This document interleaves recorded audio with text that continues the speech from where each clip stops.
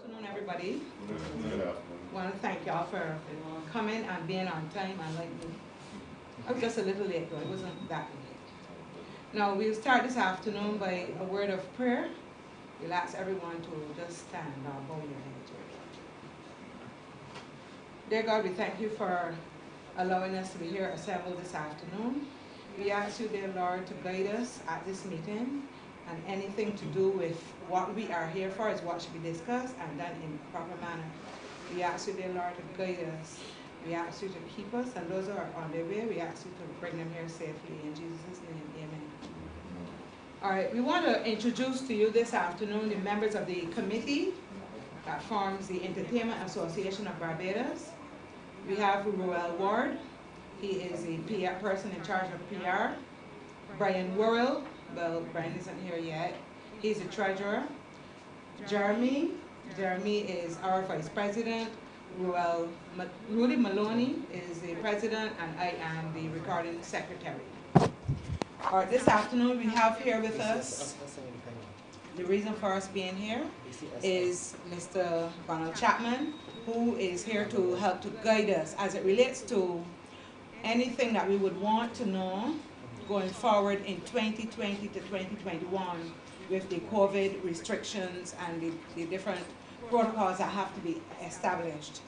So he's our featured speaker. On your seats this afternoon, you would have seen some forms. Those are the application forms for the Entertainment Association of Barbados. This afternoon, you're getting a special. It's sign up free, so you can feel free to sign them up and leave them here. Do not take them home, because then you won't be signed up, right? And we want to, without any further ado, we want to turn over things to Mr. Chapman, because we know that he's a very busy man. Anytime now the Prime Minister is going to call him and tell him that she wants him somewhere else. So without any further without any further conversation, we turn over to Mr. Chapman.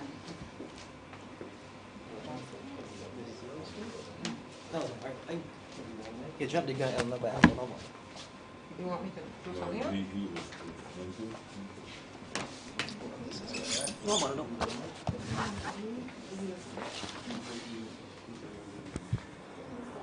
What's that? What's a mic?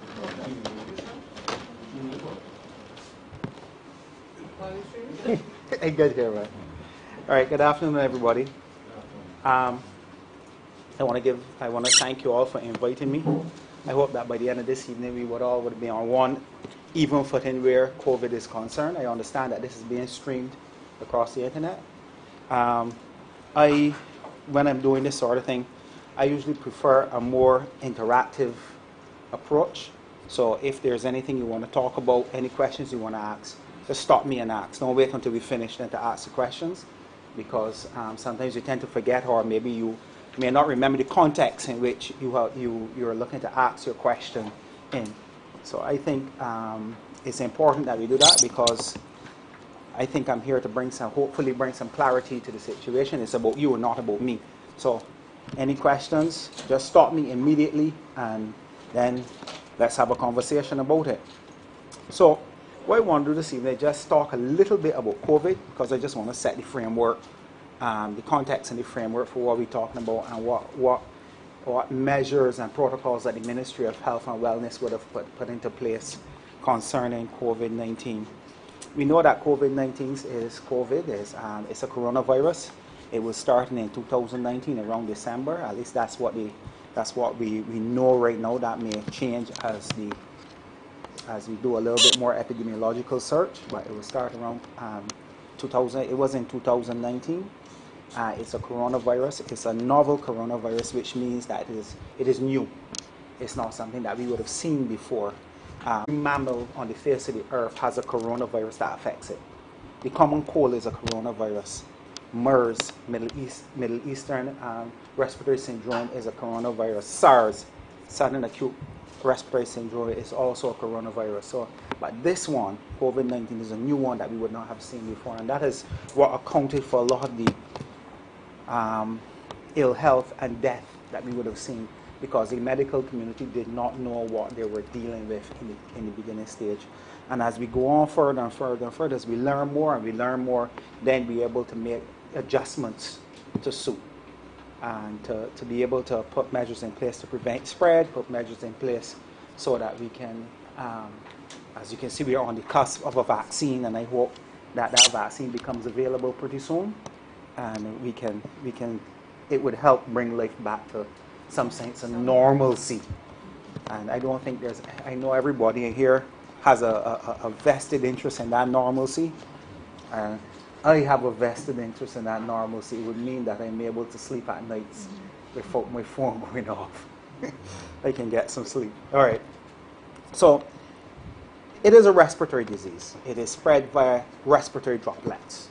That's how it's spread. So if someone is talking to you and they have COVID, and you're standing, and that person does not have on a mask, and you are standing within 6 feet of that person, less than 6 feet, research has shown that the respiratory droplets, aka golf balls, will travel from me to you in that 6 foot distance.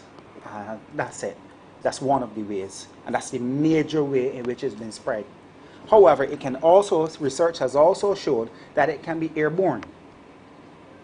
So it means that it can exist in the air and float around and wait there for a while. But that only happens in very specific environments. Not in climate, the environment. And I'll talk about that environment in a little bit later on, because you will find that what we call, you would hear the Americans talk about super spreader events. And I'll explain that a little bit. It is also spread where and that is the direct route from me to you. That's direct. And then there's the indirect route where I come out here, I have a conversation, I talk, my respiratory droplets, as I say, aka golf balls. I like the word golf balls. This is Barbados. My golf balls spread all over here, and you touch it, one of those high contact surfaces, and as you go around during the day, you touch stuff, and then you put your hand in your face. Eyes, nose, or mouth. And as we know, the average person put their hand in the face at least a minimum of 300 times a day. You don't even notice it. Like my friend there in the back picking at your eyelashes. You don't notice it. And seriously, we sit and we do like this. We put our hands to our face. We blink, we wipe, we pick, we pinch, we turn, we put our eyelashes, we wipe our mouth. Some of us smoke. Whatever the case is, you put your hand in your face and you touch your face. And that is what's called the indirect route of transmission. So those are the ways in which you get COVID. Now, once you understand that is what is going on, it means that this is where you can now put preventative strategies into place. All right? So I'm not going to take a lot of time talking about signs and symptoms and all that sort of stuff. You can find that stuff on the internet, or I can send that to you, but I'm going to stick to what we're talking about here this evening, events and so on. So you want to be able to understand how it is spread, so you can put measures in place to prevent that spread. It's like any war. If you're going to war, the first thing you want to be able to do, is understand the strategy of the enemy. If I know how you fight, I can find a way to beat you. If you're a boxer and you come in front of me and every time you lead with a punch, you drop your shoulder, I know that when I see a shoulder drop, I know which punch come in, and I know how to counter. And that is the whole process of fighting any disease. You understand what are the tenets of the disease, what are the things that make the unique parts of the disease, how does this disease spread. So now we know how this thing spread, now we can put measures in place. So let me talk about putting measures into place. Now when you're starting to put measures into place, there are three steps which you tend to use, because you are trying to reduce risk by reducing exposure. So if I can reduce my exposure to you, it means that your risk of getting this disease stops. So you want to reduce exposure. Now, to reduce exposure, the first thing is to eliminate the whole event. And I'm not talking about a promoter's event. I mean, if I was going to have this meeting, there's some persons who would stream online. Well, we'll talk about that later. But so the question you ask is, do I need to have this meeting right now? If the answer is no, then we don't have the meeting. So you eliminate it. That's the first step in any mitigation process. The second question you have to ask yourself is, okay, the answer to this question is yes, we need to have this meeting. So and this is how we put it, what administrative protocols or administrative measures I have to put in place to ensure that this meeting is being done and done safely. So first thing, I can start home and watch it on the thing. That's an administrative measure. 2, we space out the chairs like how we got them in here spaced out today. 3, everybody wear a mask. 4, we don't keep the meeting too long because the space is small. 5, we keep the door open so that anybody don't have to touch the door as much as possible. We put measures at the door where people's temperatures are checked, where their hands are sanitized. So all of these are administrative measures that you put in place to prevent the spread of the disease. If you cannot put administrative measures in place, the last thing that you are left in your arsenal is PPE. All right, somebody need to come and help me here quick so that we can still... Okay, I think I got it. Good. It's not. We still good? Yes, we still good. Right. So, I mentioned PPE during administrative, but I shouldn't mention the mask. The mask is no PPE.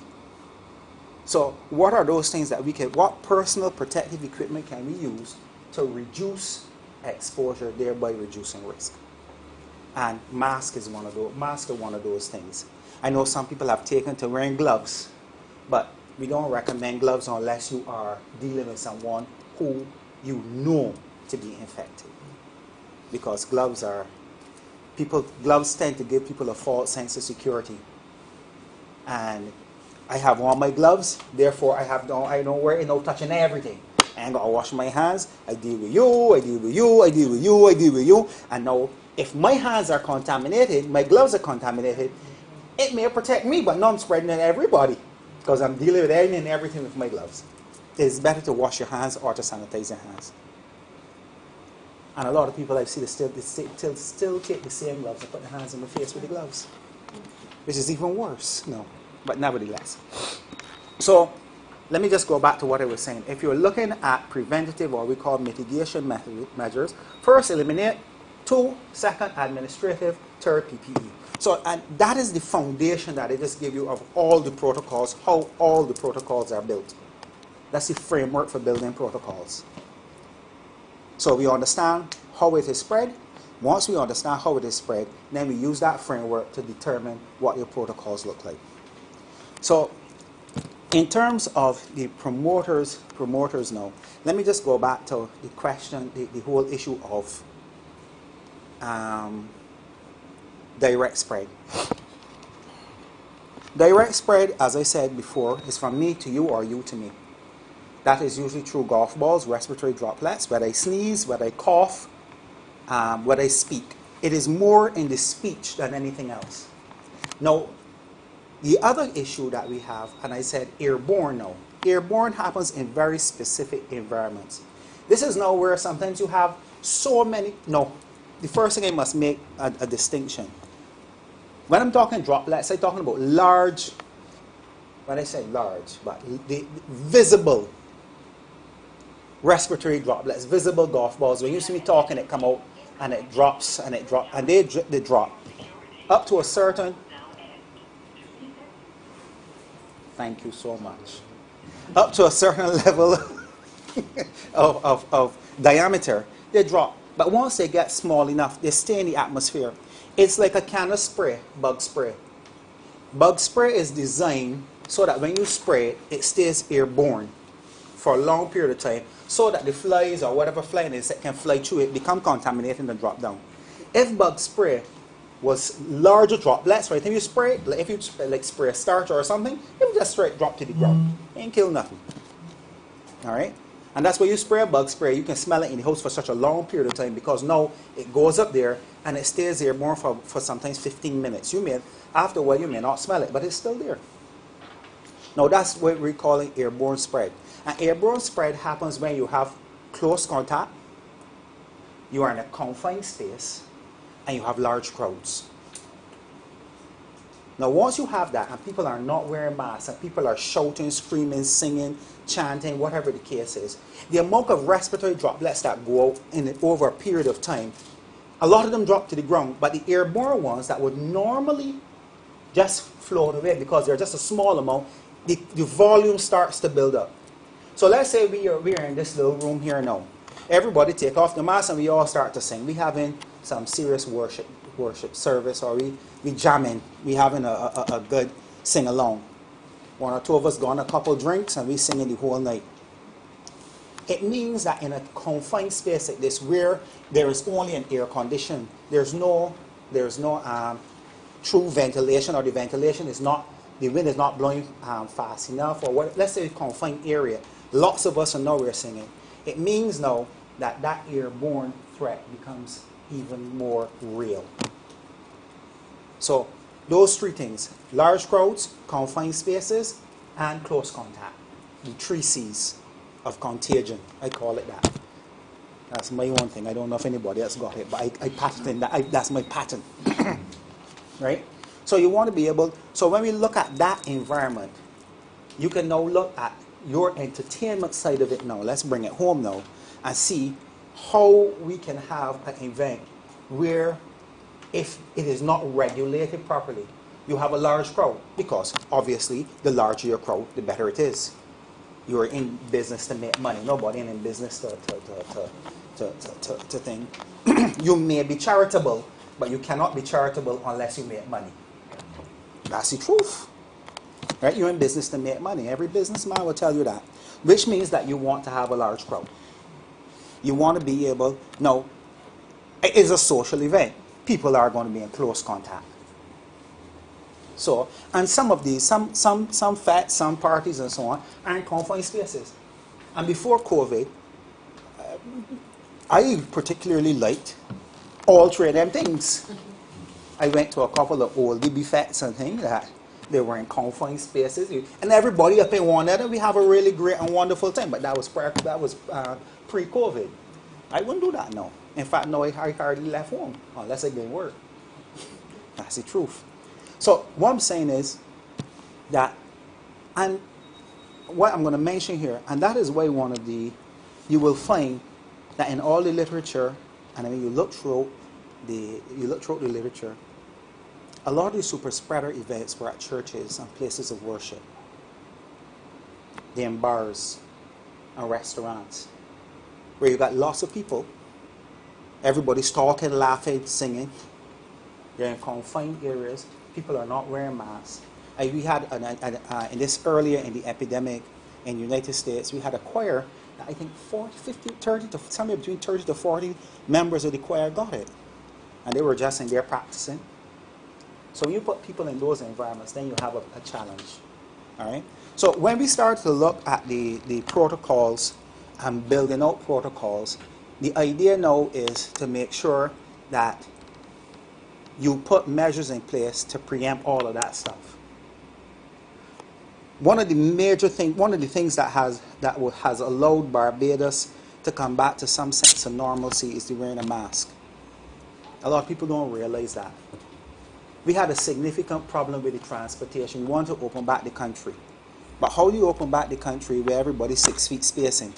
You can't.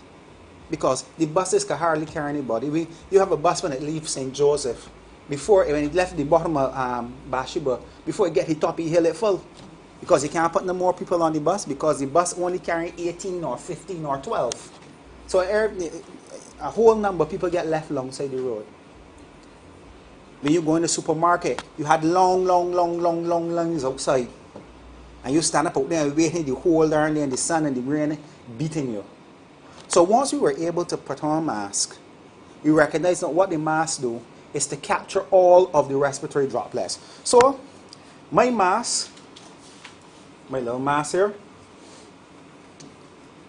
when I speak now, everything that comes out of my mouth is captured in my mask. So basically, my mask protects you from my respiratory droplets, and when you're wearing a mask, your mask now protects me. Now, a mask only offers you about 33% protection for yourself. But it offers almost 100% protection for somebody else. Because if I cough or sneeze in here, everything is captured in here. It does not leave me and come to you. And that is the reason why we insist that people wear masks. Because if you are, and I'll say this, see these things? This particular one, I'm not making any advertisement for anyone, but these ones are particularly good. And I highly recommend them. The reason why is because they're light, they're easy to breathe out of, and they capture all the respiratory droplets. They're not particularly good to give a talk in because they're right down, but not very quickly, but they're right down. These are pretty good. Most people who are, yeah, those ones, those are excellent. But the bad thing about those, if you have a respiratory condition like asthma or you have breathing problems, and you walk upstairs in one of them, you're gonna be in trouble. You're gonna be panting to no end. Get a couple of these. Yeah, you walk up. I know this very well. I deal with this sort of thing every day. So persons who are asthmatic or so on, I usually recommend, come right in quickly, please. Just, you can have these seats over here. This, yeah. All right. So persons who are asthmatic and so on, I usually recommend that they wear these light ones because they work. When you get into those heavier ones, they're uncomfortable. No, don't fool yourself. Masks are on. We are not persons who are accustomed to wearing masks. So, you know, they're not comfortable, but they're necessary evil at this point in time. Or should I say evil? They're necessary. I won't say that they're not evil at all. They're necessary at this moment in time. So, what I'm saying to you is that you want to be able to consider these things when we are talking about a party, when we are talking about promotions and so on. A number of persons came to me and they said, well, they want to have pool parties. No, I said, when you mean pool party right next to the pool, or party people jumping in the pool? Party people jumping in the pool. Now, given everything I just talked about there, and what happens in the pool, I have no choice but to say, I'm sorry, no, that doesn't make sense. And I'm going to talk about something else before I start talking about why I say yes and no and so on. I want to keep the context. But let me just say about that. You can't swim in a pool in a mask. When this thing gets wet, you cannot breathe through it. There's no way. And people, when they drop in water, different people have different reactions. Some people, when they drop in water, they're like fish. They go, shoo. Some people, their face only have to go into water and they start to gasp and sputter. And you have all types of people in a pool. And you get in a pool, where water go, you know, you know, there's some people, you can't stop them. There's some people who get in the pool and first and do is pee in the pool. You know they ain't supposed to. A pool is for recreation. Recreation is not for bathing. You're supposed to bathe before you go in the pool. But they come. And the first thing do the drop the clothes and put on the thing and hop in the pool. And they bathe since this morning. And that's why the pools have to have a certain level of chlorine, a chlorine residual, and the other things that are required for a pool. Now, if I'm going to have 25 people in a pool, and the pool is only supposed to carry 13 or 14, first off, a pool has a carrying capacity. Dependent upon the size of the pool, the size of the pump of the pool, the number of rotations of that water per day, and all that sort of stuff. All that's part of it. So you tell me you got a pool party. I ask you, okay, I said, all right. Let's even say I had started to consider it. You know, got to consider the size of the pool. How many people are going to be in that pool at one point in time? The chlorine levels of that pool. The sanitation of different persons. Because while your sanitation or your level of sanitary practices may be excellent, there are others who are not as excellent as you. And there are others who are very, I like to say different. I don't say excellent or good or bad, different. There are some Bajans who bathe 3 and 4 times a day. There's some of us who don't. I just put it that way. Right? That's the truth. Now, let me start giving some background to what I was talking about. And once I give this background, then we're gonna, as I said, if you want to ask any questions, I think we can get into that. Presently, there is a resurgence of the pandemic. They're calling it the second wave. I am not sure if it is second wave or if it is the tsunami. For some countries, they would have dropped off during the summer months, and now the winter months are in because people are indoors and so on. The cases are starting to rise again. We see the United States, one of our biggest source markets. The United States recorded 200,000 cases in one day. That is a staggering number. Now, understand why that is a staggering number. Because there's 200,000 people there tested. That 200,000 people they're found. Because the vast majority of the people who catch COVID don't go to be tested. They know they're sick. Some of them know this. Some of them don't know that they're sick. Some of them who know they're sick, they stay home. They don't go and get tested. So when you look at it, you say, well, this is what you're seeing basically in terms of testing from an epidemiological perspective is what is called the tip of the iceberg. That the amount of people that got that disease, is far more. In fact, estimates are we're looking at anywhere between 6 to 10. Just push it back a little bit. Yeah, we're looking at 6 to 10 times the number that you are getting, that you are seeing. So we're seeing our source markets. England has shut back down. America is, well, they ain't shut down because they're capitalists, but their public health measures have been all over the place, and we know why. No need to dwell on that. So for America, oh my goodness. And then other parts of Europe that we would, and Canada, where we would normally get our visitors from, while we are open for business, we have all the structures and infrastructure in place, we can't get the people to come. And those who are coming, we are finding almost every plane that land here, we get in 1 or 2. In fact, we get in 3 or 4. It's just that we get them on what we call the second test. Now, this is where the challenge comes in. Now, understand who the protocols are. And I'm just saying all this to give you an idea of what is considered when we are putting public health measures in place. Consider this. When a person comes into Barbados, you are required to come with a negative PCR test. That's polymerase chain reaction. Long lot of word, we will just stick to PCR. PCR test. And the PCR test is the gold standard for testing. If you come in and you have your negative PCR test, within 3 days of your travel, what we do, we put you in quarantine. On the 4th day, we test you. And on the 5th day, you got back your results. So invariably, you're in quarantine for no more than 2-3 days. That's really good considering that when it first started, we were quarantining for 14. So we got it down to 2-3 days now.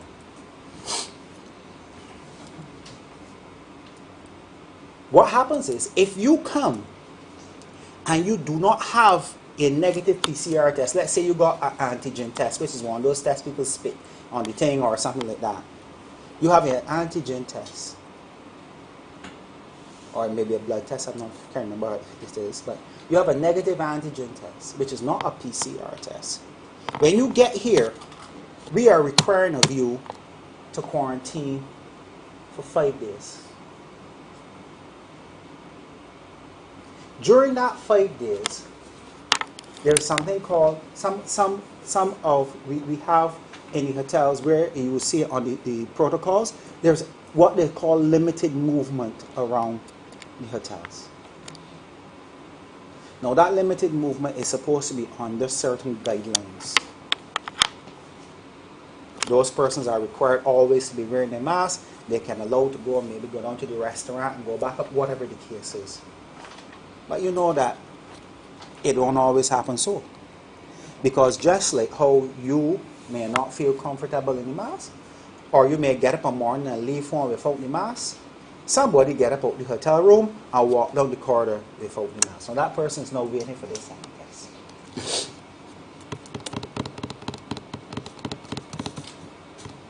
Now, if God forbid that that person is positive. And while you as a hotel worker who may be just doing something and the body walk up behind you and you look wrong, the person right in your face and start talking, excuse me sir, where can I find the whatever.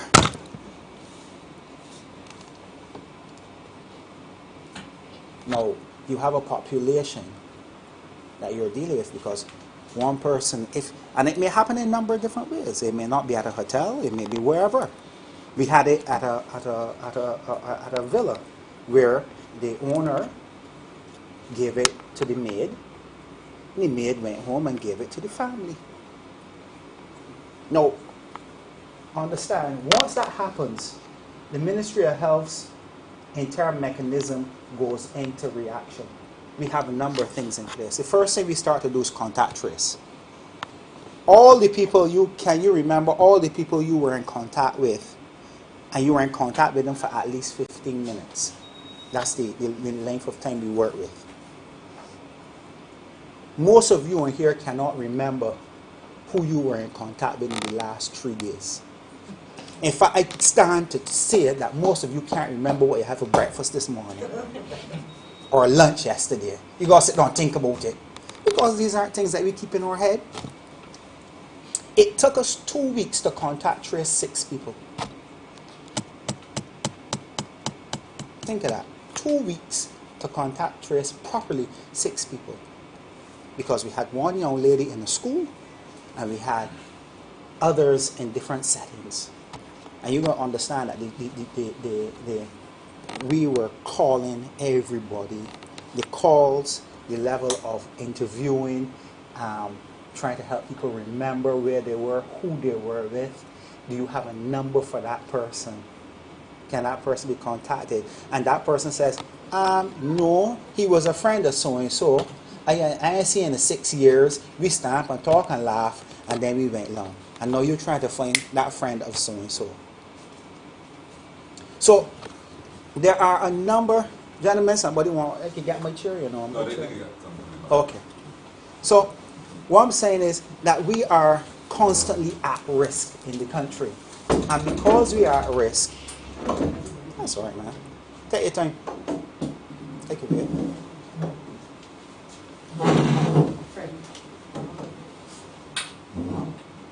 Yeah, we're gonna wrap up with this. There are more people in this room than I particularly comfortable with. So, yeah, we max down capacity right now, gentlemen. So, right, right. So what I'm saying is that we are in that place now where we are constantly at risk, and we are constantly having to have, you say, my brother, we're constantly having to be putting and watching and thinking. So let me give you the last thing. The same St. Lucia we were talking about just now. St. Lucia is now experiencing some serious community spread. They have over 100 people right now in isolation. They got more sick people, as far as I can remember, than they have people who have recovered. And one of the issues with that was, we had a minivan driver who had COVID, who did not know he had COVID, who was driving up the View Fort route without a mask. So when people see me deal with van drivers, they say, man, you're kind of a little hard or something. But you know it is to have to contact trace the entire View Fort route. And that's what they had to do.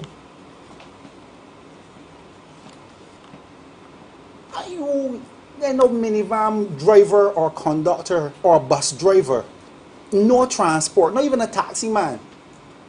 A taxi man might be a little bit better. We should be a little bit better because they don't transport people in mass. But there's no very few public transport where you can tell me everybody who get in and get out with his minivan. And a lot of people ain't getting a minivan, don't even know the number of the minivan. So you guys say, okay, did you drive on the road yesterday? Yes. Can you remember which minivan you were on? A yellow one.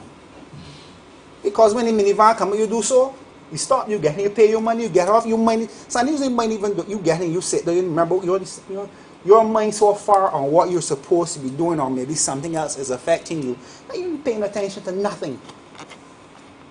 Imagine the task of having to do that. And that's what they had to do. Because one minivan man decided that he wasn't wearing one of these little pieces of cloth windows. Whole country know in a mess. And they will go home to their families. There you go. There you go. So, let me get down to the meat of the matter. Now that I've set, set my concerns, let's talk about your concerns. And I know your concerns are, how do we do this and make some money? And that's the issue. Let me put. Listen. If you know me, I straightforward. I don't play around. How do we do this and make some money? And that is the challenge that everyone is facing. Now, the unfortunate thing is, and I hate to be the bearer of bad news. The unfortunate thing is that the patron limit has been brought down to 250 people. And that is directly from the Prime Minister. And the reason for that is because of what I just explained. It is a tough thing to say to some person who is promoting. Go ahead. Right. Based on the ministry's claim that there is no community spread, or there is no local infection, what is the rationale behind the number of? Right. So basically, let's go back to what I said there just now in terms of contact tracing and risk.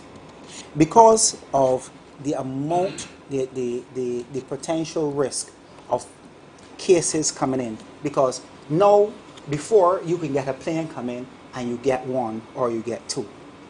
Now you're getting 3 and 4 and 5 and 6. You're also looking at what is happening on in the local scene in the time of persons quarantine.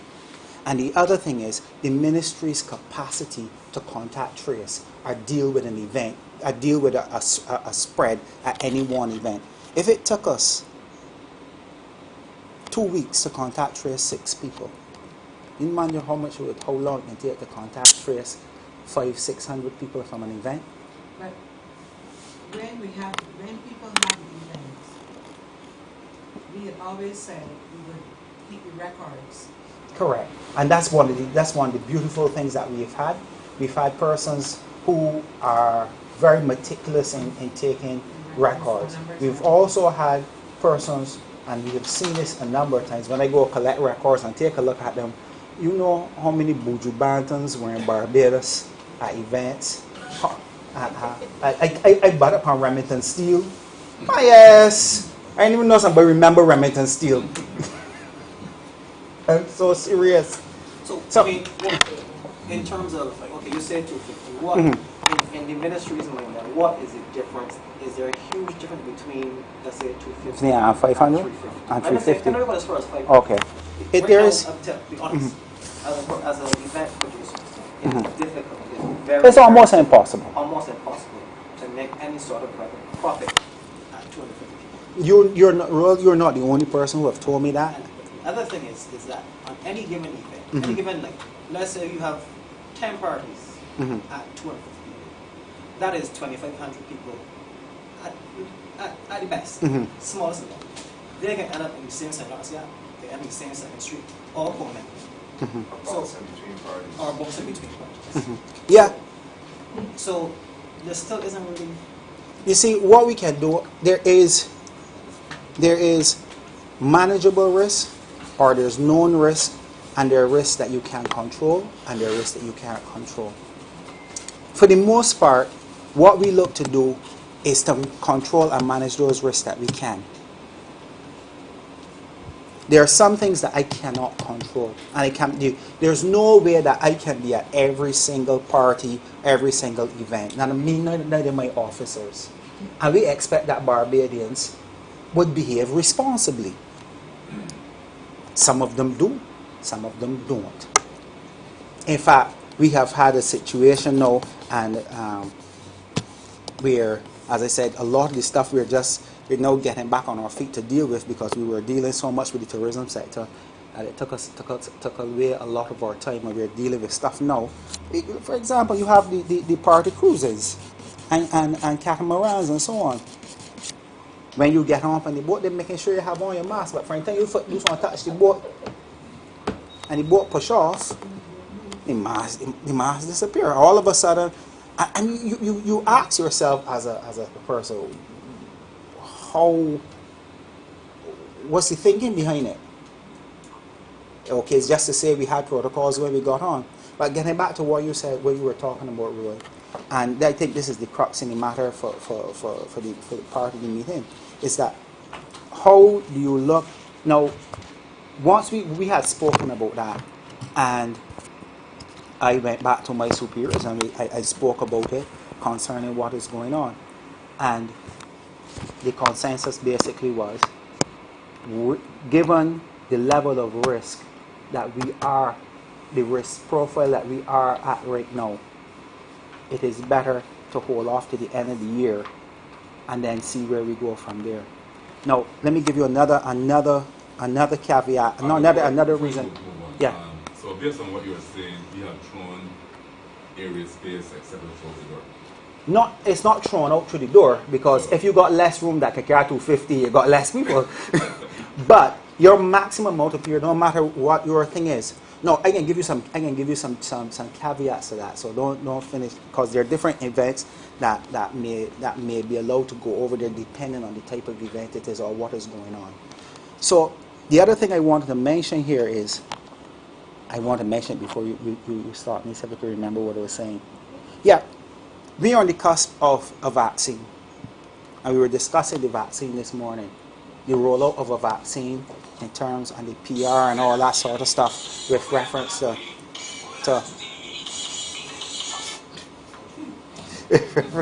the vaccine. Now I'm laughing at him, right? But I turn off.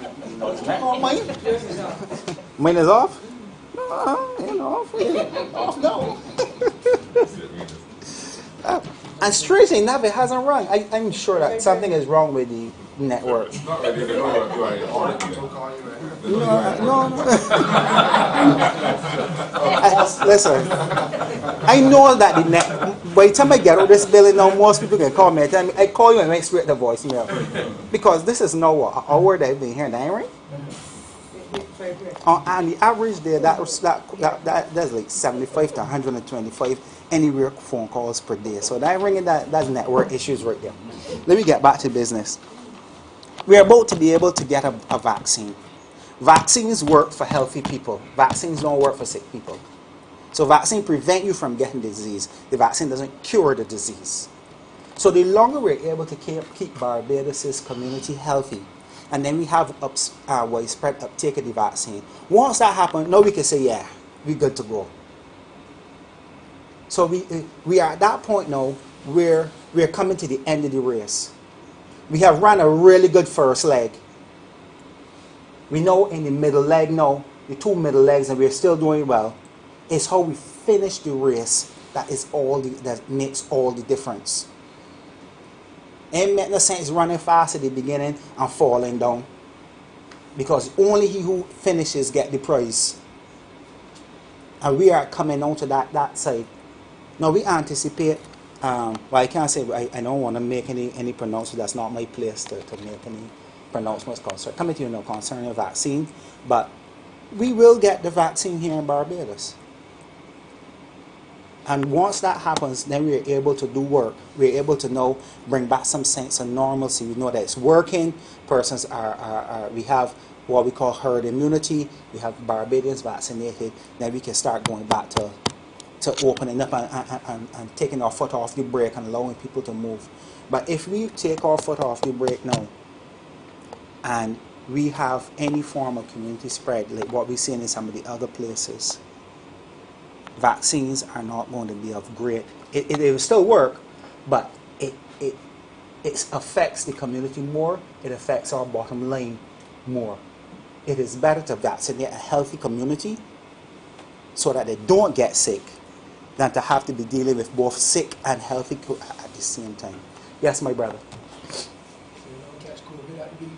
If you don't catch COVID at the beach, you can catch COVID at the beach.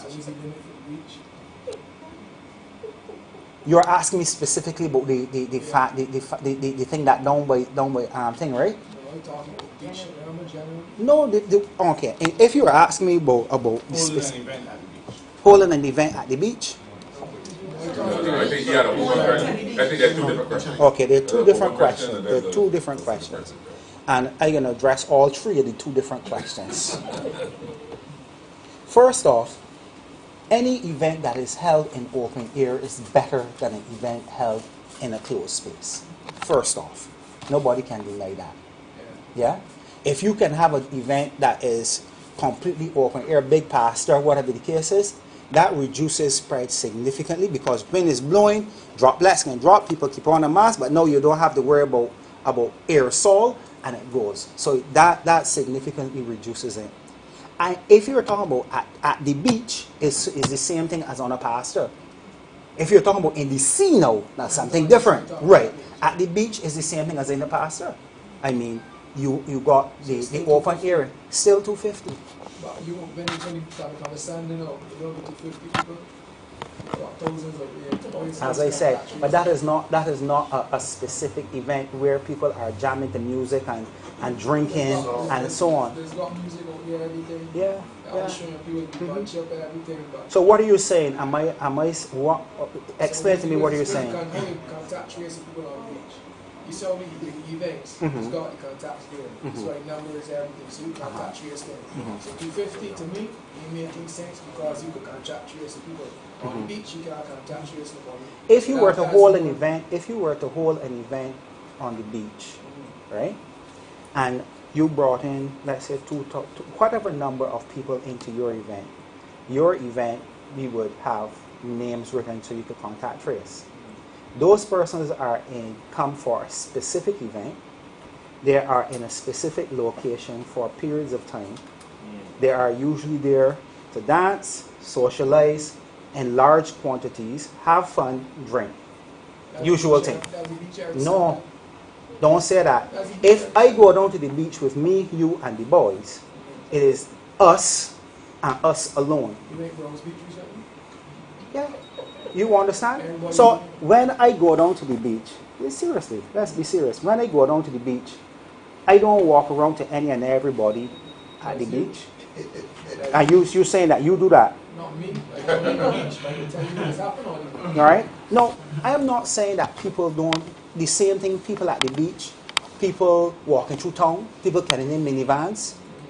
That's a completely different dynamic to a party. And if that is not a different dynamic to a party, something wrong. It is. You must admit it. It is a different dynamic to a party. Chapman, Yeah. a tradition that's been going on in Barbados for over 20 years now, Boxing Day party. Right? It originated down Concept Bay in a beach house. The second year it got too big, you had to move it. Anyway, long story short, I took it over 5 years ago and I kind of made it into a beach party. It's a free event. There's no music on the beach. People just find out your location an hour before. Right? They literally sit down at home with the coolers on their trucks or open up the door goes waiting for me to launch the location. Right? This year, obviously, I'm not going to put my brand in a position to say I'm having a beach party. But when I rent a catamaran now, and boats follow my catamaran and we end up in a bay, and one picture is taken, those 2,500 to 3,000 people are coming, and you can't stop them from coming because it's a public beach. I'm not advertising them having a beach party, I'm advertising them having a catamaran. So all I can say is, it is. I understand what you're saying. I can understand what you're saying.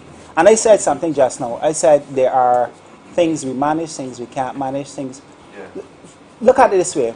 One of my biggest headaches this year coming up, ain't gonna be your party, is that half of Barbados is head to the beach to watch fireworks.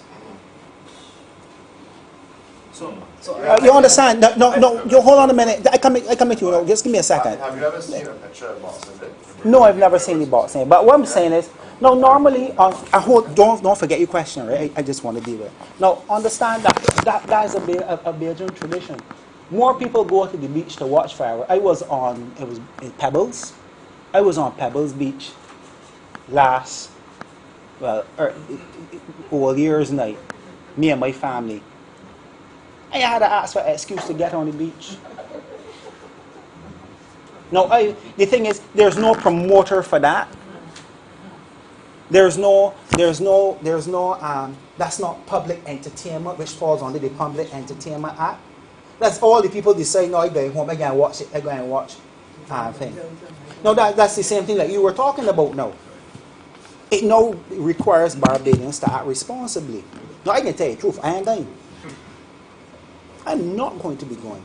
Because it makes no sense to me not to catch COVID the whole year, and the last day of the year, head down the beach and get COVID. But before y'all go, my man here had a question. Go ahead. Mike, before premise of the movement of people, got to stem from the fact that they all got to believe that COVID in the community.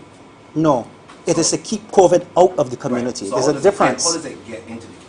It gets into the community just the same way I spoke. You missed the beginning part. Because Okay, you missed the beginning part. If the ports of entry are the main concern, right? You missed it. I'll tell you now. Hold on. If the ports of entry is a vehicle to get COVID into Barbados, right?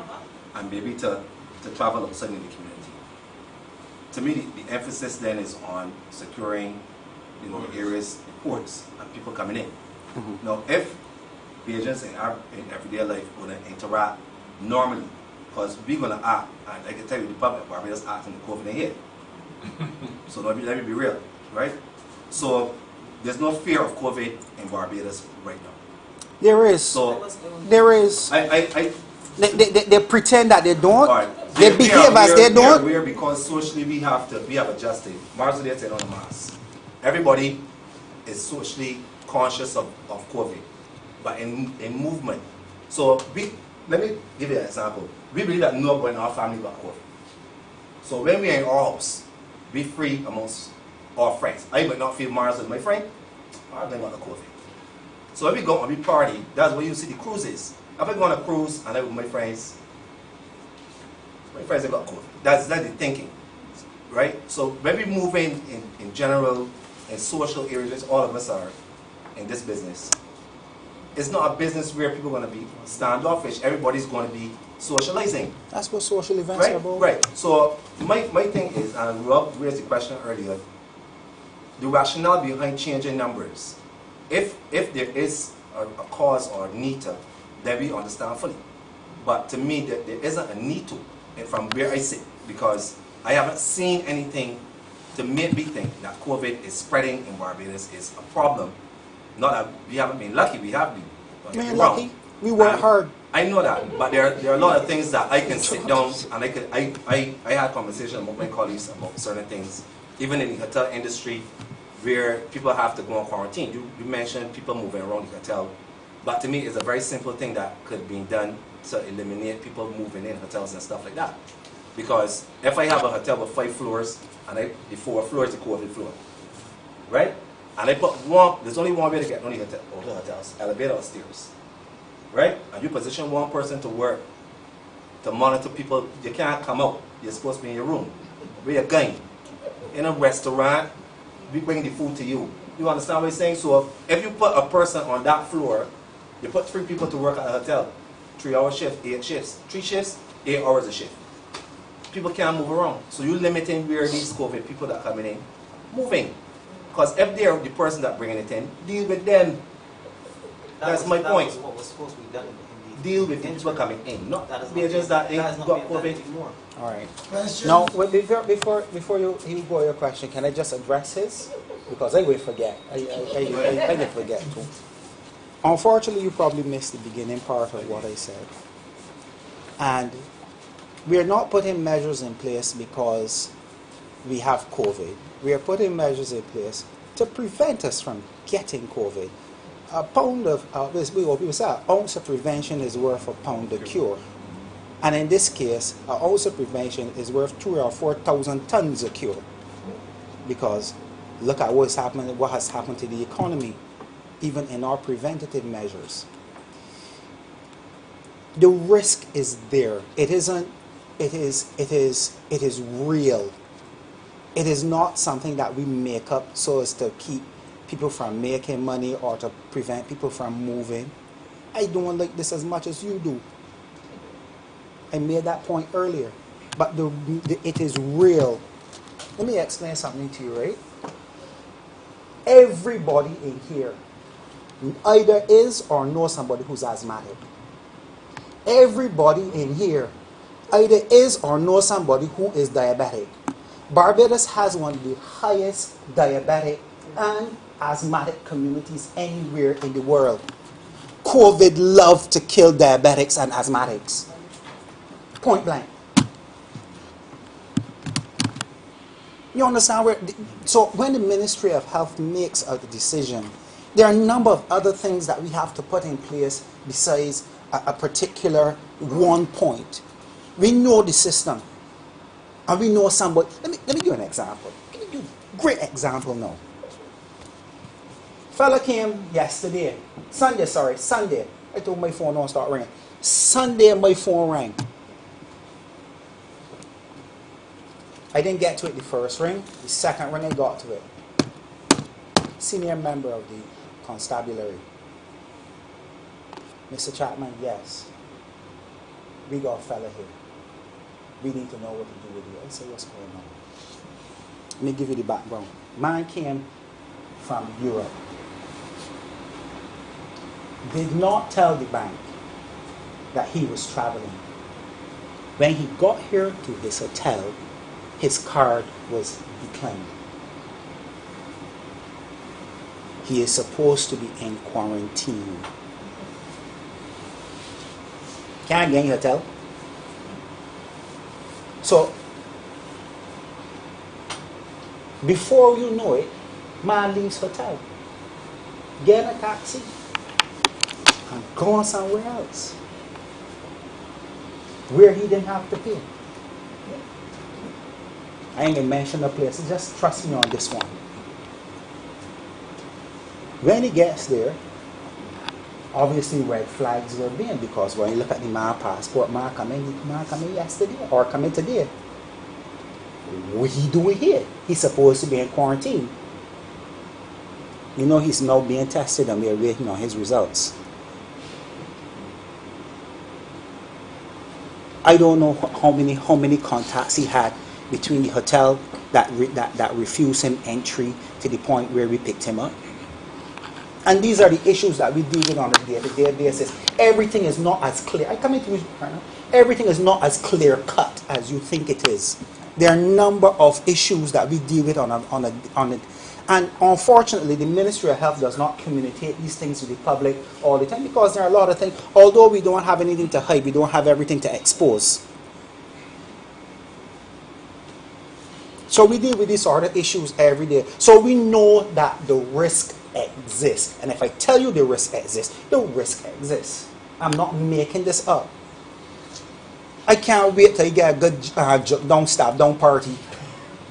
Yes. I can't wait. You know how bad I feel that when I had soak on the hill? Yes, please. Go ahead. Yes, sir. Just to hear the history, because I do appreciate what you are doing, and I would like to be in your position so I can start arguing or think about what to be done, what can be done. Mm-hmm. Now it's 250, I can work with that. Mm-hmm. All right? Appreciate that. I need to know though, right? Mm-hmm. It's what's good for you, it's good for Canada. All right. Right? When I do my event, my people, I can be honest with you, ain't standing up partying in the mask. Right? I can tell them about wear the mask, but the reality is some of them will, some of them will not.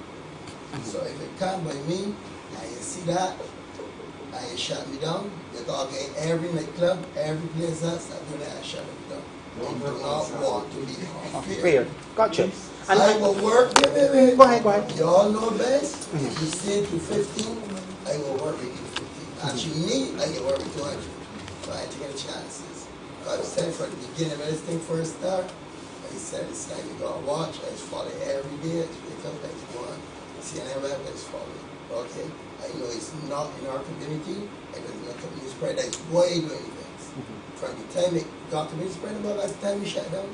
He shut it down, he got assistance, he got he shut it down.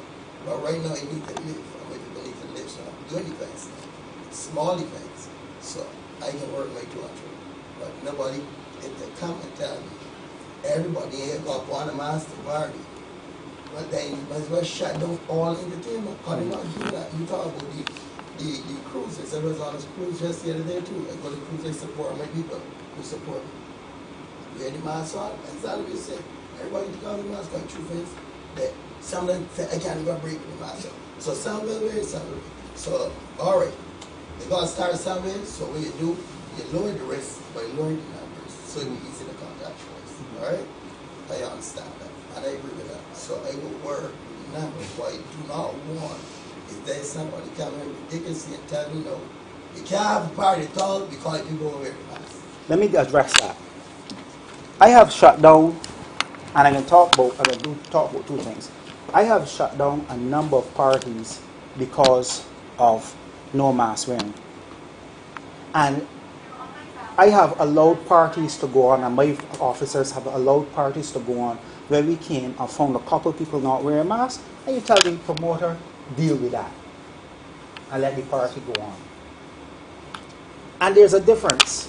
There's a difference between going in and I got 300-400 people, whatever the number it is, and not one man ain't gone a mask. Not the bartenders ain't wearing no sort of protective equipment. Nothing ain't happening except for sanitization of hands and a temperature check at the door. And not to mention that you would have spoken to the person before. There isn't one place that I have shut down that I didn't speak to the people before. Not one. I come to you now. None. Every single one that got shut down were persons that I had extensive conversation with before. They can all tell you that. But except for one, it was the Cove. You're the Cove? Yeah. Yes, I shut down the Cove because, and you want me to talk about that or you don't want me to talk about that? Because that's the thing. Right. Before, I want you to include, because people are saying 250 all the time. Mm-hmm. But remember that the building or the area still need to be able to carry To carry 250. So I think you need to that's why that the building so that it must still be able to carry 250. 250. Right. Because with the Cove, and I can mention the Cove now, with the Cove, do I have permission to mention this? All right. But before you go to the Cove, Yes, go ahead. you mentioned people breaking rules and regulations. Mm-hmm. I believe strongly, and we had this Yeah. before, that the PR coming out the COVID union. It is. That's what Clear. I spoke to Carol Roberts today concerning that. We are fixing that. I am gonna. She is going to lend me her PR person to help us in the ministry in terms of fashioning our conversation about COVID. It is, and I've said this to you guys, and I will say this straight. In the Ministry of Health, I may get in trouble for this, but in the Ministry of Health, we are excellent at what we do when it comes to health. In terms of communication, we're not so excellent. We really need to up our communication game. Our communication game lacks a lot to be desired. And that is something, as I said, I can work with Carol. One thing people are fortunate that you just shut them down. Remember that there's a clause that says you could be charged $50,000. But that's it too. So, I have avoided that. But let me go back to my man here because I don't want anybody to say that I unfair anybody. And I can mention two things, huh? If you remember, when I went there, this was a teeny bopper party per se. Lots of young children. Lots of young children. Nobody ain't wearing no mask. Bartender ain't wearing no face shield. Bartender, one or two of the bartenders put on face masks after they saw me, which means that told me straight away you were aware. I was behind my bar. Right, you were behind the bar in the night. Right. And I thought it was just a mask. I didn't know you had to have a sheet. Mm-hmm. And you said to me we should have gone on your website and we would have seen that. But it was before it was just a mask. Then you want to have a sheet. No. It wasn't. When the protocols were first written for entertainment and so on, and for bars, sorry, not for bars, it was always a mask and a sheet. Always. I wrote them, partner. Well, maybe I missed It's not like I. This is something I heard from somebody else. I wrote them with my 2 hands on this computer, it has always been a mask and a shield. It was never a mask again. Okay. Maybe there was a mismatch. All right. So, before, right. Yes. And the reason why for that, before I go back to you, let me get back to you. I want to deal with everything, huh? Let me get back to you, in terms of parity and being fair. Someone wrote me a letter. I allowed, there was a guy who did a party at Bushy Park. It was the Bushy Park thing, tailgate. So someone wrote me a really nice email. I can't remember who it was because I'm not a fella that I would try to remember who did it. I need to have a party. I allowed a large number for tailgate, but I won't allow any people thing. Tailgate was an event where you came in your own car, you stayed in your own car or right next to your own car. Yeah, I sent my inspectors up there to ensure that went on, and there was one similar type event before, and from the reports from my inspectors and so on, it was well done. So the opportunity to let that go ahead again was a no-brainer, which is different. Now, if one of you wanted to hold an event like that, I have no problem with it. Oh, you're the tailgate man. let me duck it. All right, just sorry. I didn't even know that you were the tailgate man. Sorry about that. you too. Oh, my man, they love the tailgate man. Right. So from my inspectors and the report, it was well done. So it was a no-brainer to give them to thing. There are some. What about an event that has booths and tables and servers that service the booths and tables that keep the traffic away from the bar, like I explained to you on the 31st of August? No, that still brings us back to the same 250 again. Yeah. And I discussed that one too. I did. See, Ronald, what is also concerning to me is that there are certain events that may not fall under the term of event, but there are gatherings of people where they buy food, they sit together, you drink, whatever happens. It's like a restaurant. Let me give you an example where the law is crazy. Huh? And then let's just say First Street or Second Street, where there are gatherings of people, not necessarily at one particular, but it's a huge gathering. Where there's no contact tracing, there's no sanitization, there's no and this is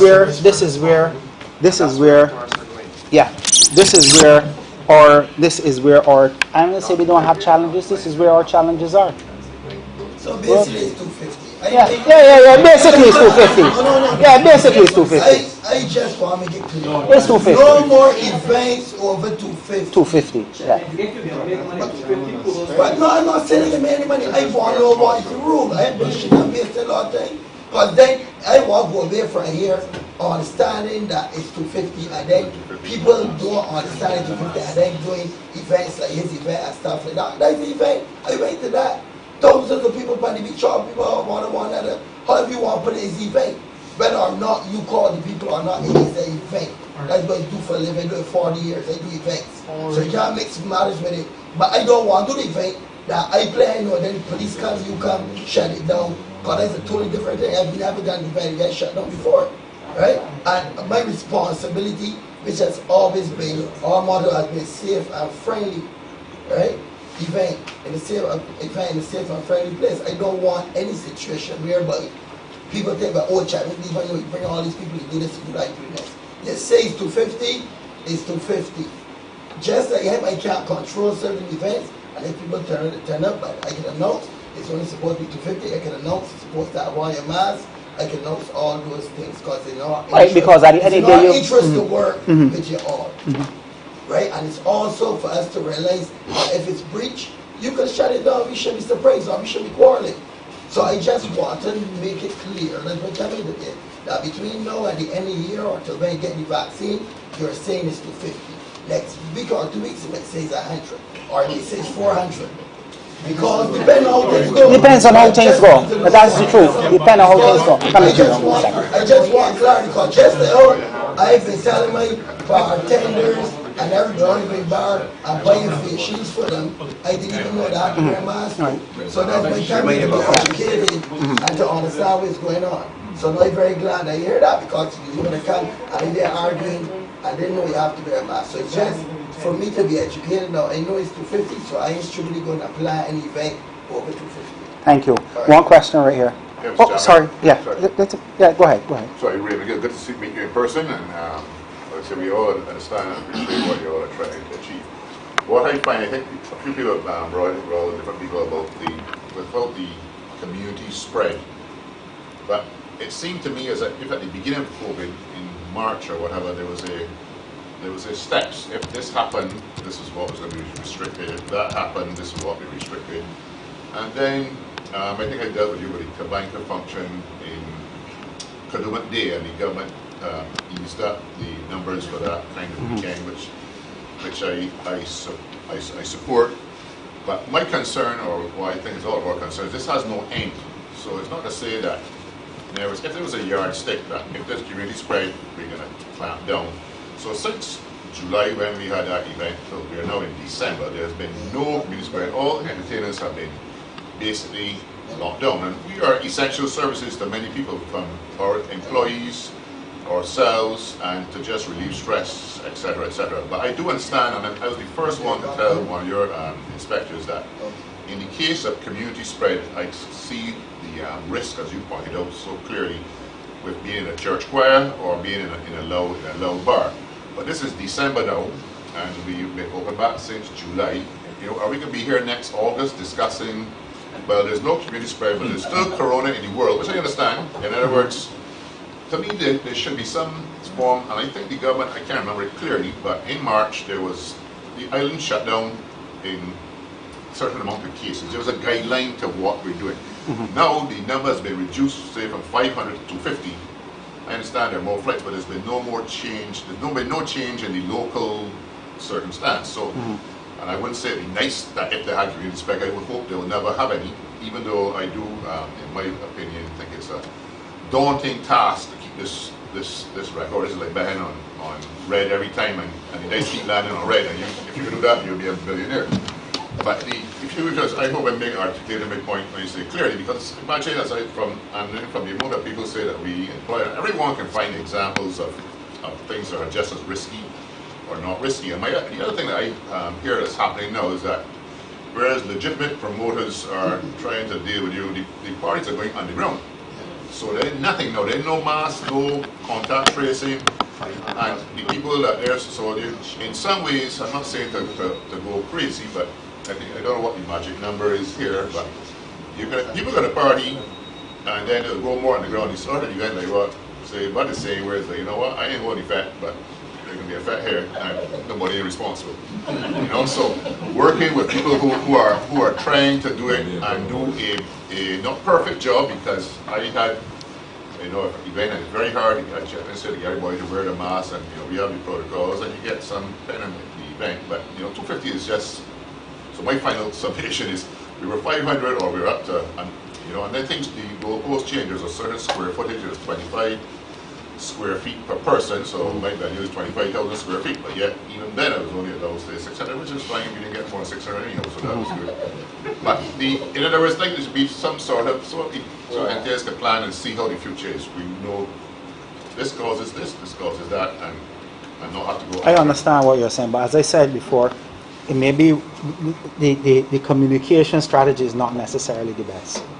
But when I hope that what I would have said in terms of managing risk and being and the couple of examples that I gave you would have been enough for you to say, well, hey, you know, this thing really is an issue that we're dealing with, and it is. I can tell you, it's not easy to stand here telling you that your livelihood is going to be restricted. You know, it's not an easy task, and I can say that because I run a business. Anyone that I work for government, it is run a business. I have employees, so I understand, and I am imagining, I understanding exactly what you're saying. And when you gotta tell somebody where you gotta go home or something like that, People, you know, that's a different story. So that's Yeah, but that doesn't become to 250. I mean, it was 5 that changed. Like, there's, I'm not sure there was some formula base because 250 people in this room is different than 250 people. So I thought that's why I found it when you said Australia, that the square footage yardstick was no longer being applied right, because it's now just 250. and it is still being applied. It's just that the numbers have been capped. Yeah. Yes, sir. Somebody. No, my man over here had a question, and then I come down. Yes. You were speaking about managing risks, and you mentioned lawyers night with fireworks.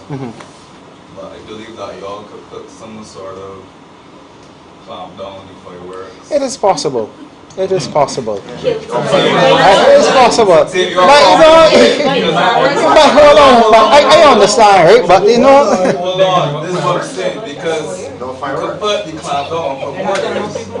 But it doesn't seem like you know, so you tell your whoever's doing the firework to avoid your problem that you're expecting. That's all I'm saying. I am. Listen. Let me say this to you, huh? Let me say this to you, and this is a bit of psychology along with good common sense. There comes a time where you gotta hold on tight. And there got a time it's got to ease up the pressure a little bit. Because if you keep your hand tight, when the first, it could explode in your hand. Enough said. If you understand what I'm saying. Yes, please. I can jump on a couple of things, so bear with me. St. Lucia situation is totally different than us. St. Lucia is covered, but is in 30 minutes. St. Lucia have about 280 ports of entry, right? Which is on the coast. So Martinique, Guadeloupe, Dominica, St. Martin, all them boats is coming to St. Lucia, which you would know on check already, right? So the situation was that, No. Listen what he's saying, right? St. Lucia case is unique. Barbados case is that we got two main ports of entry, 3. I can say 3. That means used. I know they got more, but we don't mention them ones, right? Cove Beer? Let's call it Concept Beer. So what I'm saying is that we have handled, which is very good, the tourists coming in, right? As he said, he had 600 plus. I had more than that for tailgate. I take that the promoters that are in this room, I can't swear for everyone, people in this room, have done exactly what was requested of them, and still you have not had any community spread. But still at the end of the day, we have seen other industries get more of an open door than we have, which is kind of hard for us, because at the same time, we have people in here that they're whole livelihood, not only theirs, but they're employees, and we're losing employees at a tremendous rate. We're losing employees at a tremendous rate, which part we don't even know if we can rebuild our industry anymore.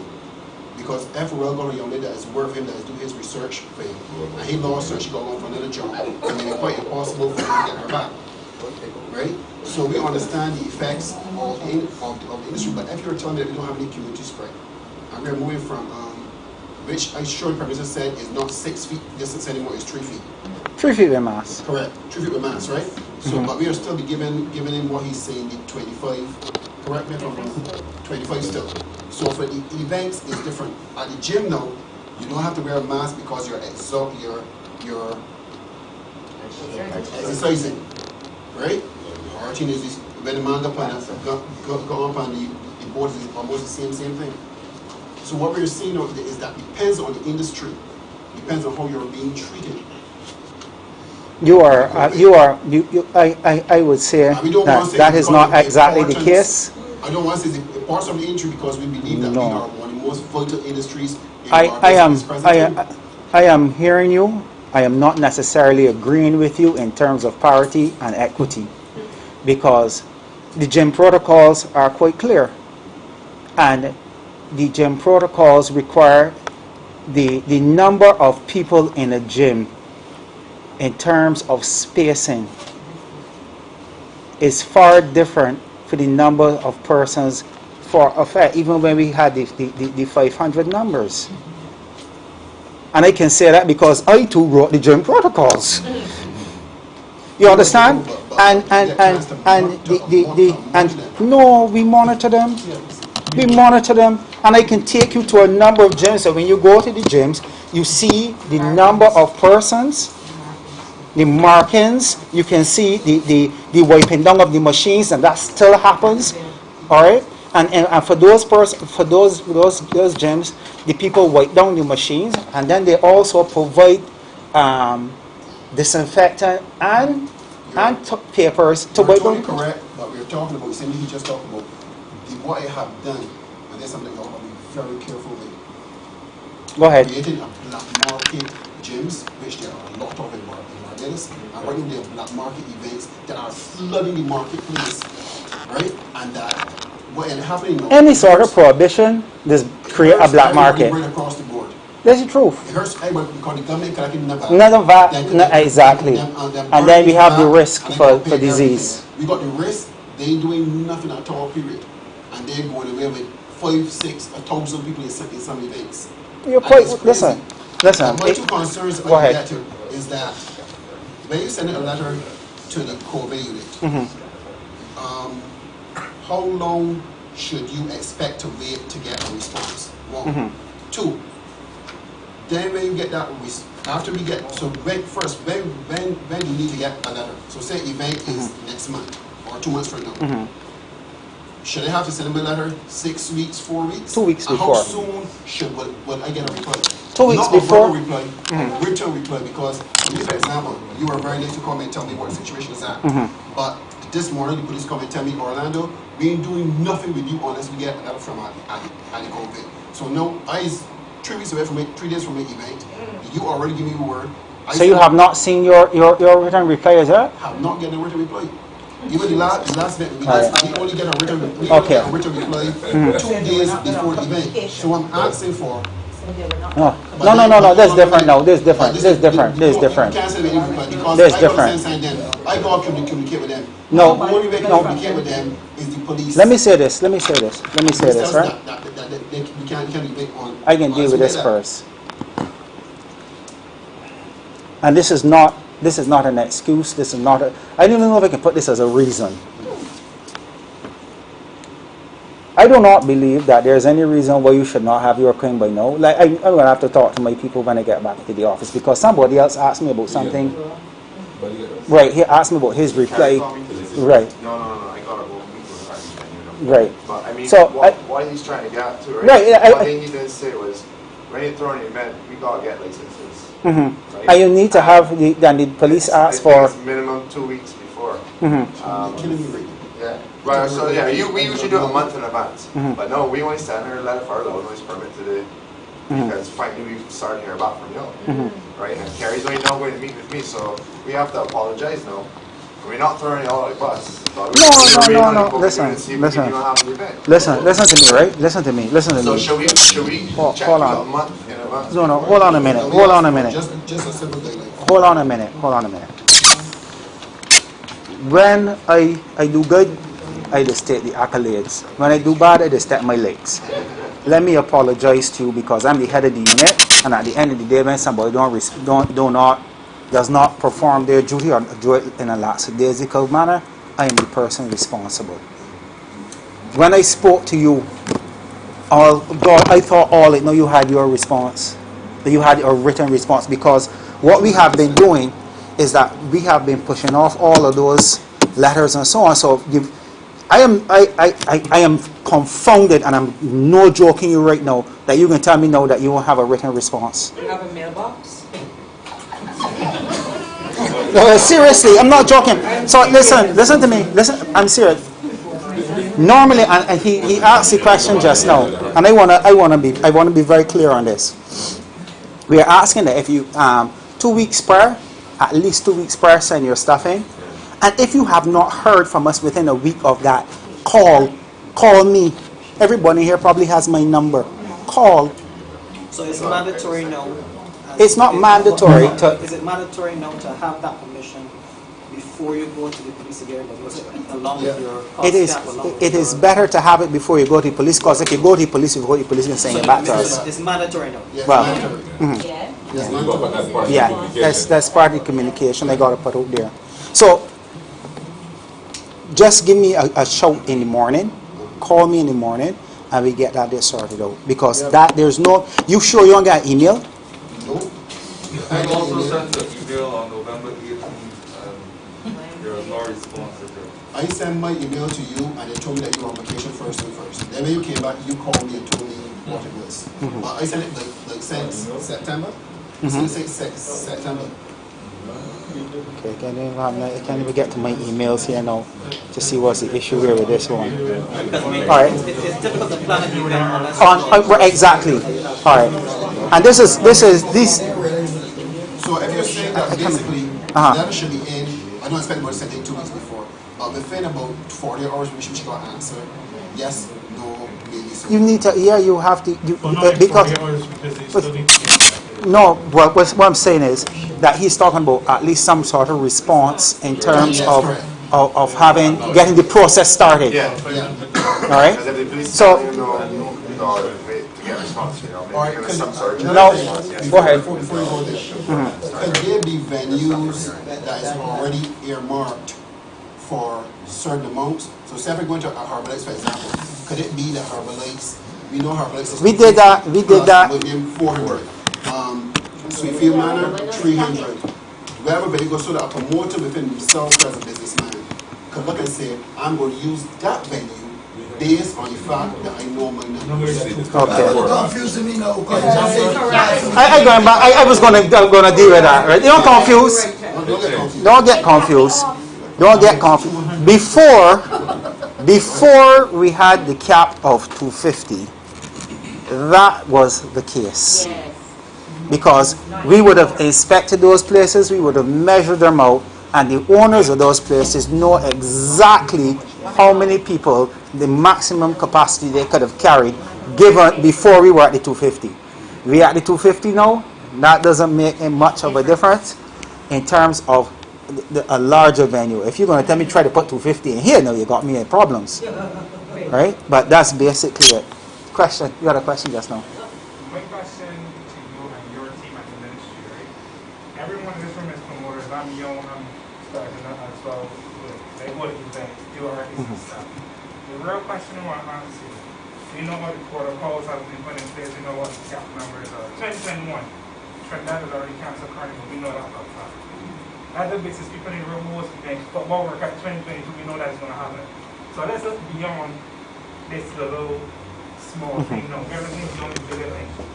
The promoters are crying out that they're losing funds, they're not making profits because people can't go to an event and enjoy themselves properly because they've been saying, okay, the information you're putting out could be misleading to some people as well.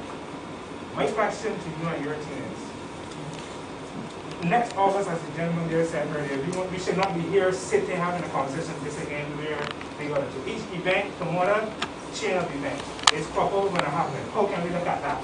We know that for the entries where all the publications are coming from, we don't have community spread. How can you put something in place that crop over a major event that helps this country financially, globally, and on the marketing scale to bring in funds, bring in our tourism, because we're losing it. America have cases, Britain has just shut back down. But we're going to have community spread. Can a promoter or the promoters of crop over have a successful year where they can have numbers, because you just said there's no community spread. How do these promoters get back to the normal numbers where the Barbadian public can go up and enjoy themselves like Soca and Hill, Cohabla Park, those type of events? How can we put those in place? So we know let me, I understand. That's not a ministry. No, I can speak to this quite easily.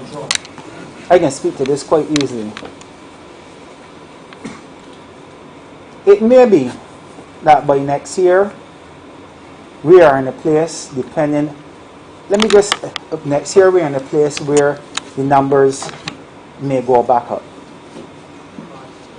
It may go back up. The situation may start to change. We expect the situation to change.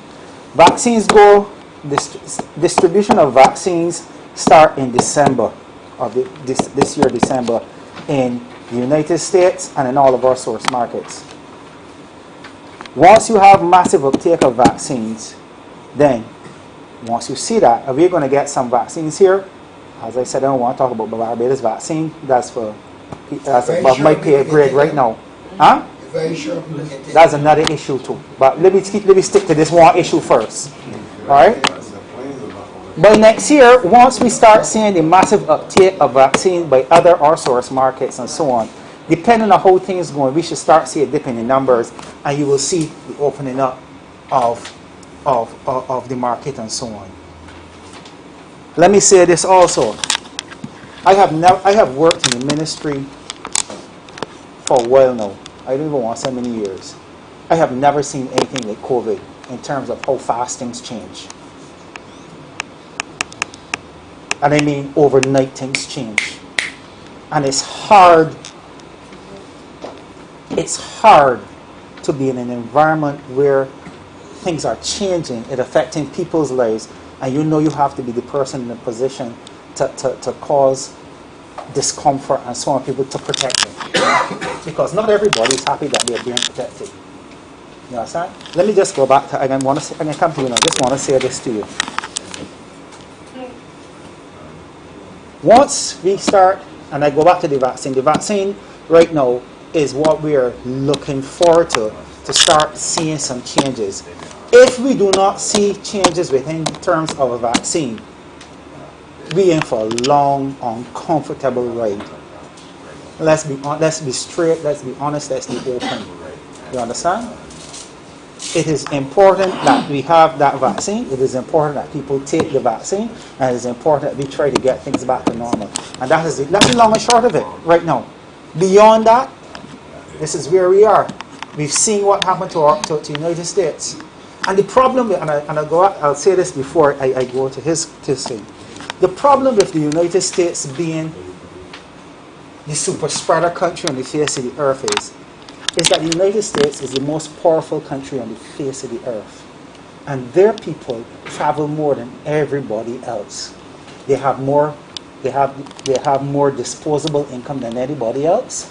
They have more military power than anybody else. They have more influence in the earth than anybody else.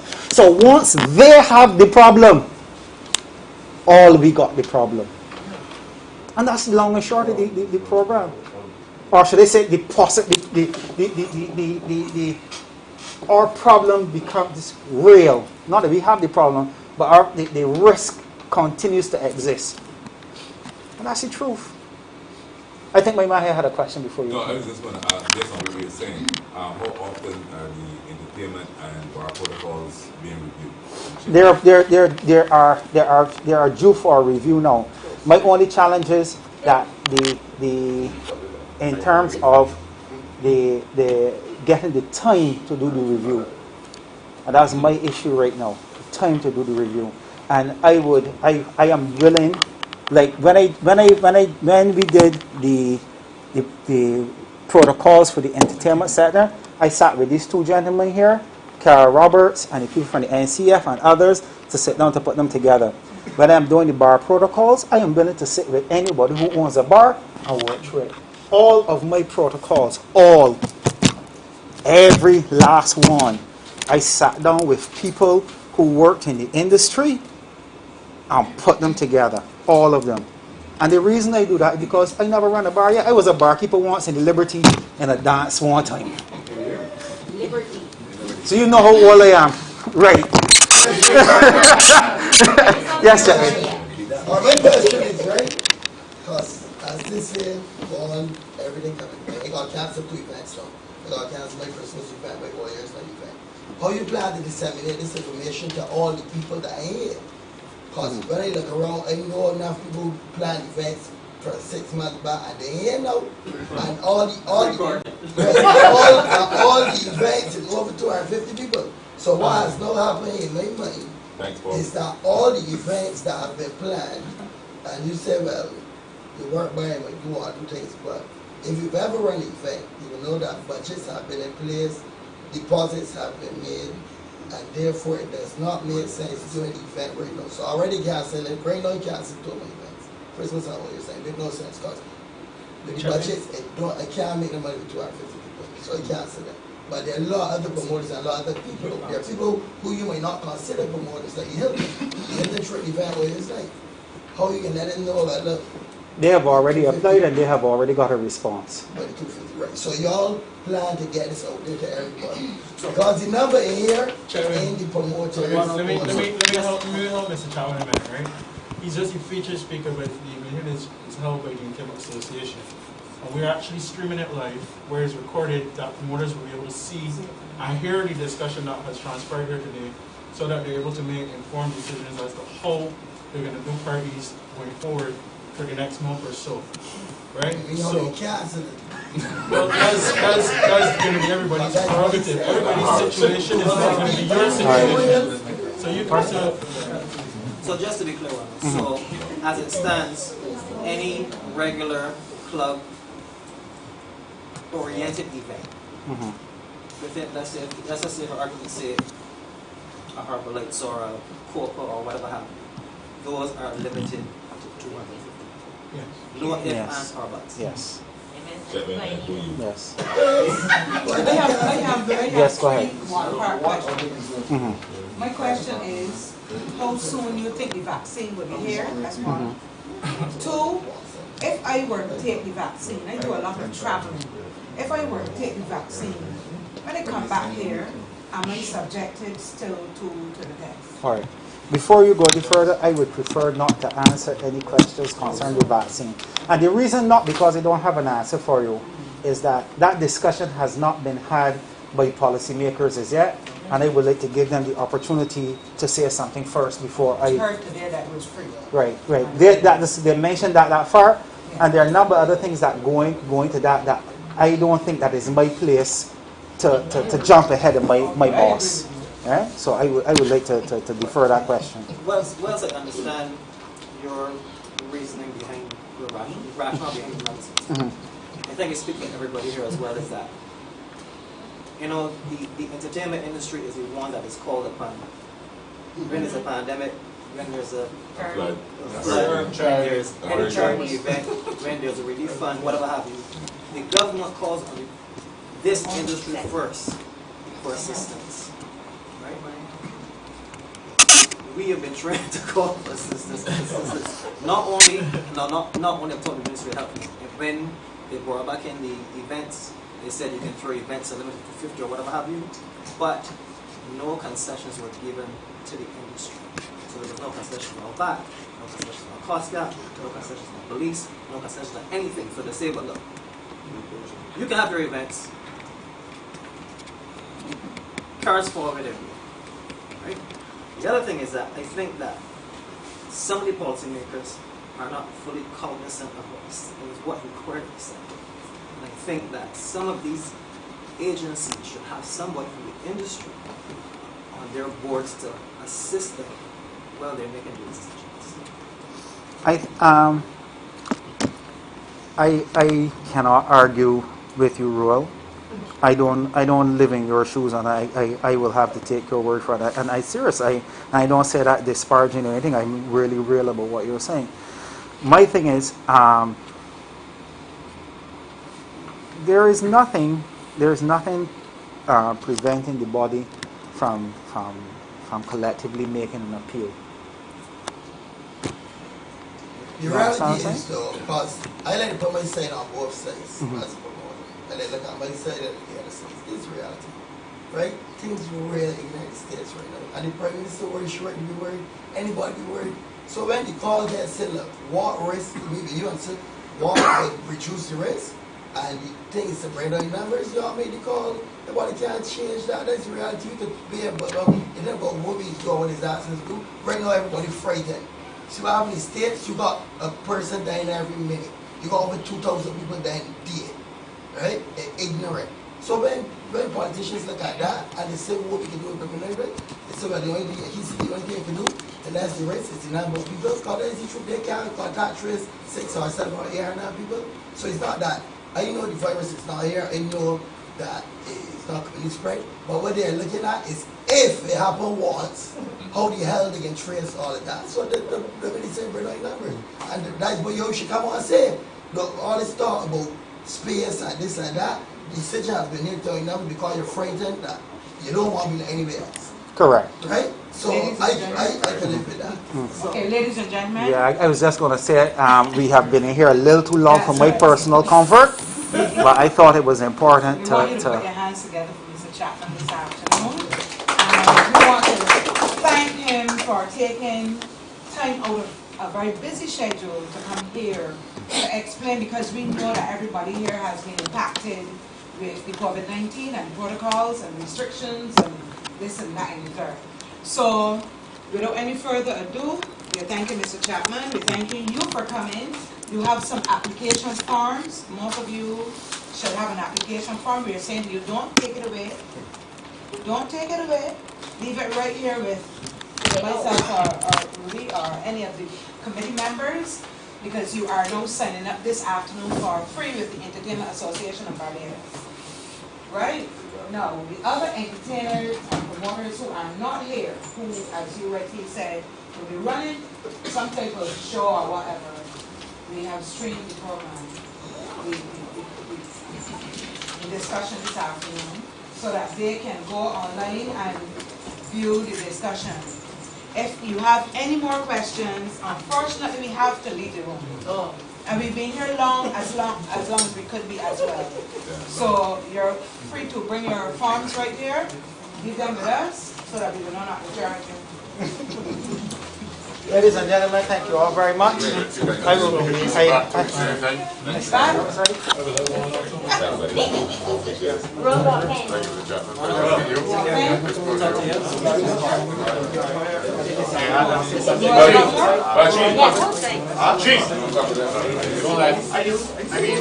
I can ask you